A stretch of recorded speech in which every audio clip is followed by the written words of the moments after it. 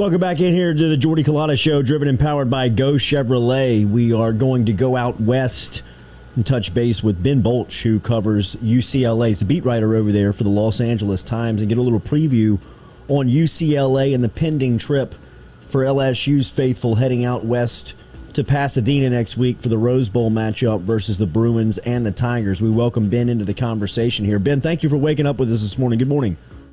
Oh, thank you for having me. What is the latest on the status of this game as far as the home state goes? I know that UCLA will host Hawai'i this Saturday, which the college football crowd is looking forward to, but everybody down here in Louisiana is looking forward to their trip to Los Angeles next week. What is the feeling around now college football opening up in Los Angeles? Yeah, I think it's there's a lot of excitement.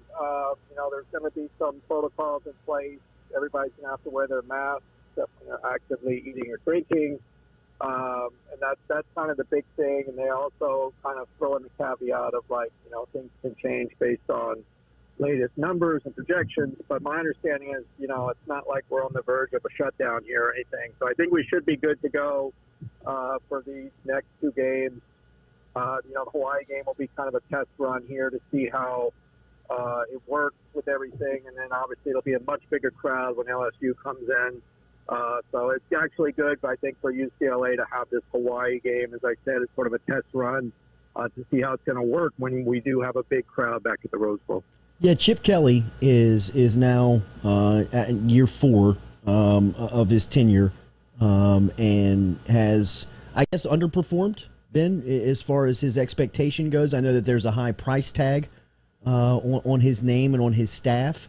As far as your overall evaluation, or at least the program under his direction, where does it sit right now going into another season? Well, it's very interesting because I think there's no way to put it other than it having massively underperformed in the first 3 years. I mean, this is the same guy who never went to anything less than a major bowl game while at Oregon, having gone 10-21 in 3 seasons and 0-6 in non-conference. That's pretty close to about as bad as anybody could have even imagined, the worst-case scenario. But here's the flip side. They got 20 starters back, and I think if their defense can continue the trajectory they started last year, this team could be really, really good. I mean, you've got a fourth-year senior quarterback. You've got a running back in Britt Brown, who's basically in his second year as a graduate transfer. Whole starting offensive lines back. They've made some switches positionally in the defense with some guys to shore up some problems they had last year. So I'm really eager to see how it all kind of comes together because like I said, there's a potential that this team could resemble something that we haven't seen at UCLA in a long time. When you see that jump that's being made, I saw that the offensive line returns its top 7 performers from last season. Is that really kind of the face of this team, this particular team under Kelly? Yeah, it's just experience across the board. I was looking at the defense.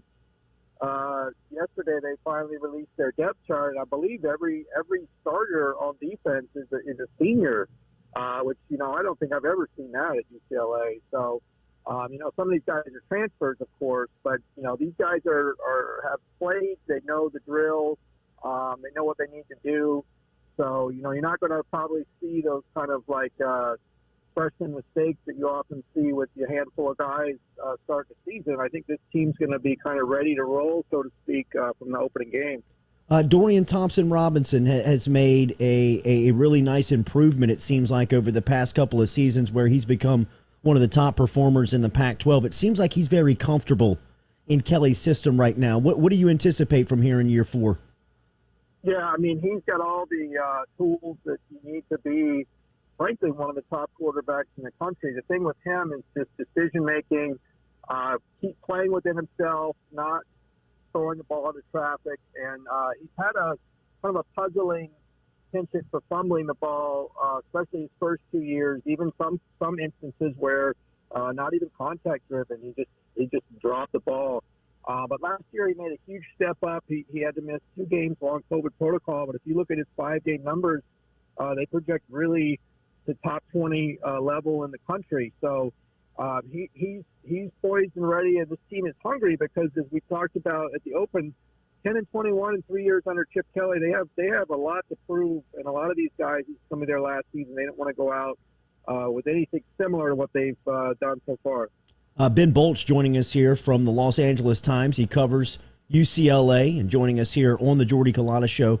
Last year, UCLA's offense jumped from number 7 in the conference in 2019 to number 2 overall in yards per play. That's kind of the feeling around Kelly's offense, right? It has explosive potential. What did you see maybe was the difference in making that offense click last season and going into this year in compared to years past? Yeah, I mean, to be honest, they've been really good on offense since Kelly got here. They're very run heavy. They had Josh Kelly for 2 years, who went to Chargers, and then last year, Demetric Felton, who's now with the Browns. So they've had some talented players that they've utilized well. They've got, as I mentioned earlier, Britton Brown's one of the hardest guys to bring down that I've seen in the Pac-12. He just doesn't go down on first or second contact. You kind of have to gang tackle him. So that's going to be a challenge for defenses. And then Dorian Thompson-Robinson, one thing we haven't talked about, he's a dual threat guy. He can run too. So I think that Kelly is going to stick with what he does well, which is run the ball. And they're going to score points. The question is, can they get the stops they need? And as I alluded to earlier, the defense is on the way up. Just how much further and how much better can they get to be, a team that's going to be nationally ranked? Yeah, it seems like the secondary is the strong suit, right? I believe they return 100% of their takeaways, of their interceptions is coming back from that secondary standpoint. LSU obviously gained a little bit of a reputation of trying to throw the ball last season coming off of 2019. What are the challenges that LSU presents UCLA and coming up there in a couple of weeks? Well, it's funny you talked about that secondary, because I would have said it's actually one of the weaknesses of UCLA, even though they did return everybody. I mean, that was the way they lost those games against USC and Stanford in just crushing fashion in last season. I mean, they had that game against USC, won with less than a minute to go, and USC came back, burned the secondary, and then Stanford, I believe, was down 2 touchdowns with 5.5 minutes to go and just kept throwing the ball and came back. But UCLA's made a couple positional switches. They got a transfer named Cam Johnson from North Texas, who's going to project as a starter. They've got a freshman named Devin Kirkwood in 2 deep. They're not just necessarily automatically going with guys who are coming back. They're putting the best guys in position to play, which is what you have to do if you're going to be successful. So there's going to be some new faces in there, even though they've got all these guys back, because they realize that they just need to play whoever's their top guy. So that's going to be an area that let's see how that plays out. Let's see if LSU can continue to exploit UCLA's secondary, which was the weakness of the defense last year. Ben, does Los Angeles have any idea the storm of Louisianians raining down in Pasadena in just over a week? Yeah, it's funny. I emailed one of the SIDs over there yesterday, and I was like, "What's the status? How many fans?" And he told me, and I'm sure you probably know this much better than I do, but he said 12,000 tickets sold by the school and expected contingent of 20,000 or so LSU fans. And let me tell you, that could put LSU on kind of 50-50 footing. Based on what I've seen in recent years, like Oklahoma had at least as many, if not more, fans in UCLA. The same for Texas A&M a couple of years before that. But UCLA is trying some countermeasures here. I need to mention they're giving all students free tickets, and the other day they decided to extend that offer to all high school students in Southern California. And as you know, this is a huge area, so you could get a bump of anywhere from 5,000 to 10,000. Based on that alone. So they're trying to not only fill up the stadium, but offset that throng of purple and gold that's sure to descend on Pasadena. Yes, it will be in throngs for sure. They are talking about this, have been talking about this. We are loading up next Thursday and flying out, and very much looking forward to seeing one of the palaces of college football, one of the great venues in college football. How big is this game for Kelly and UCLA? I know that they're 0 in non-conference games. How big is this one?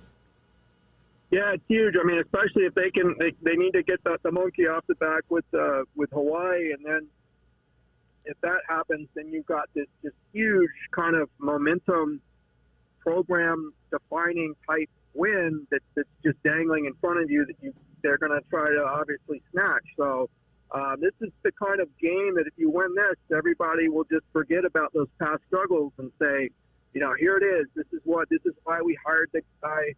Now we're kind of on our way. So this will definitely be, assuming they beat Hawaii, will be the biggest game of Chip Kelly's time at UCLA.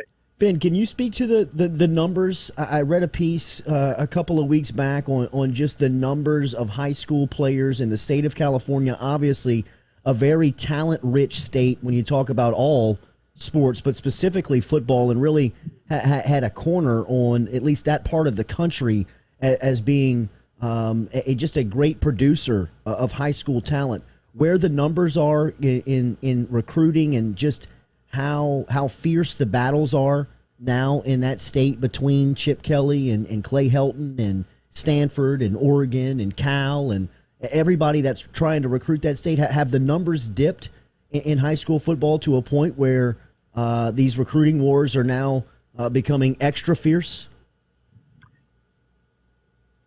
Well, the biggest issue facing the Pac-12 schools out here now with this incredible talent base is teams like, Clemson and Alabama snatching top quarterbacks from out here. We've seen that repeatedly in the last 2 years.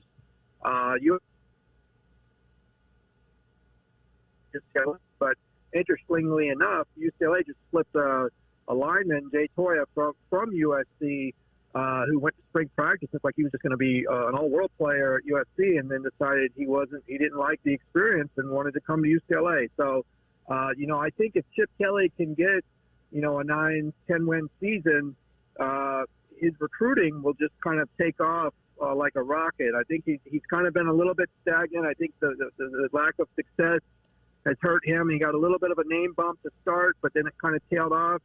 But he just needs that one season, I think, really to get that pipeline flowing full strength. Two-part question, and I'll get you out of here on this one. I appreciate your time. What do you make of the SEC adding Texas and Oklahoma? What does that do for college football? And then the seeming reply from the other conferences in the Pac-12, Big Ten, and the ACC that looks like they're going to form an alliance. What do you see in the future of college football from your West Coast vantage point?